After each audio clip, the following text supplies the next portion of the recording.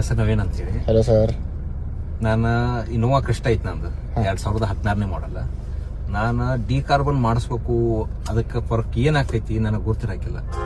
ನಾನು D carbon ಮಾಡಿದ ನಂತರ ಮೊದ್ಲಿಂದಕ್ಕ ಈಗಿಂದಕ್ಕ ಫರ್ಕ್ ಭಾಳ ಗೊತ್ತಾಯ್ತು. ಇಂಜಿನ್ ಆವಾಜ್ ಕಡಿಮೆ ಆಕೈತಿ, ಪಿಕಪ್ ಚಲೋ ಐತಿ, ಎಲ್ಲ ಚಲೋ ಐತಿ, ಆಲ್ರೌಂಡ್ ಎಲ್ಲ ಚಲೋ ಐತಿ. ನಾ ಬರ್ಬೇಕನ್ನಕತ್ತ ಒಂದು ತಿಂಗಳ ಮ್ಯಾಲ ಆಯ್ತು. ನಾ ಇವ್ರ ಬ್ರದರಿಗೆ ಕಾಂಟ್ಯಾಕ್ಟ್ ಮಾಡ್ತೀನಿ, ಬರ್ತಾನೆ ಅಂತ ಹೇಳಿ ನನಗೆ ಆಗ್ತಾ ಇಲ್ಲ, ಟೈಮ್ ಆಗ್ತಿರ್ಲಿಲ್ಲ. ಇವತ್ತು ಬಂದು ಡಿ ಕಾರ್ಬನ್ ಮಾಡಿಸಿದ್ರೆ ಚಲೋ ಆಗೈತಿ. ನೀವು ಒಂದ್ಸಲ ಮಾಡಿಸಿ ನೋಡ್ರಿ.